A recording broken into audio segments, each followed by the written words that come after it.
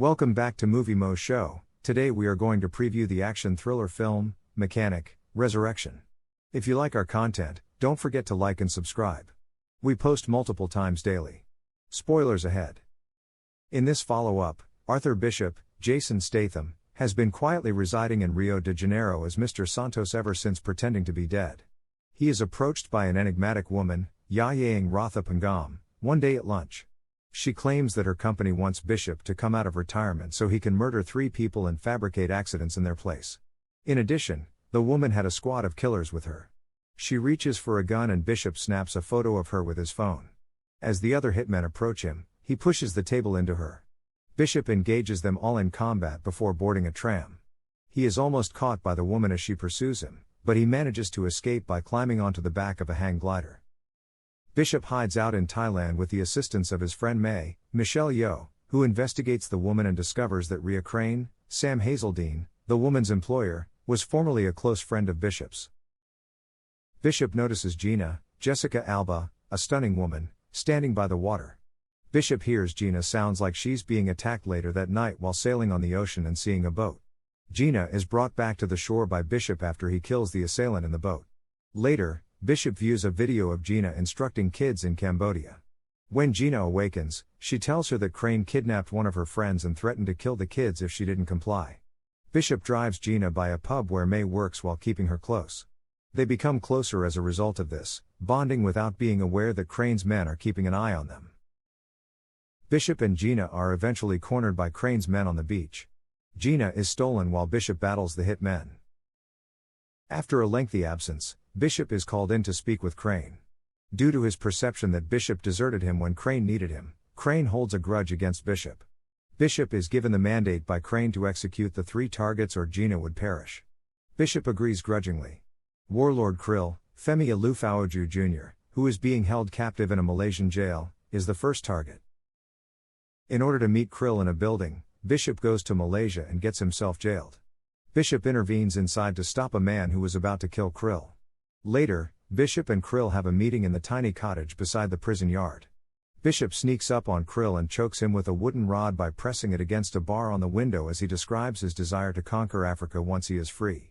He makes Krill sit at his table so that it appears as though he was in the middle of praying in order to set up the accident. Bishop is captured on the security cameras and the guards are informed of the occurrence. Bishop builds a bomb that collapses the prison's walls. He enters and dives into the water to get away. Crane makes contact with Bishop via his tablet to talk with Gina. She informs him that she will be eliminated if the next target is not killed within the following 36 hours.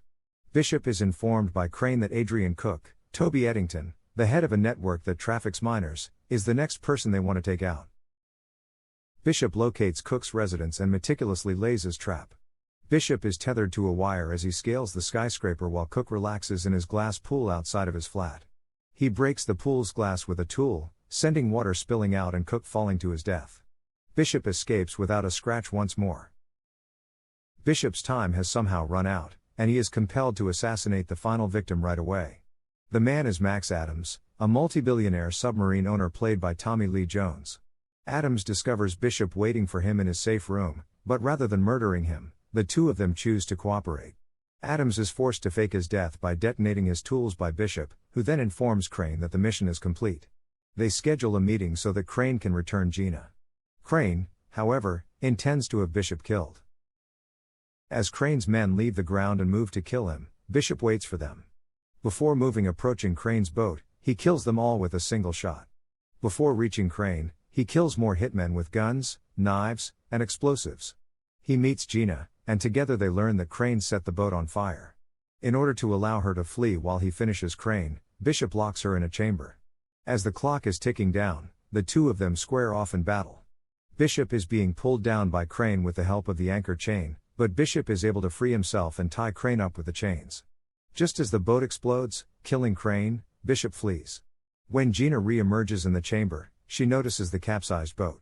She is saved and given medical attention by paramedics after learning there were no survivors. Gina comes back to Cambodia to keep on teaching.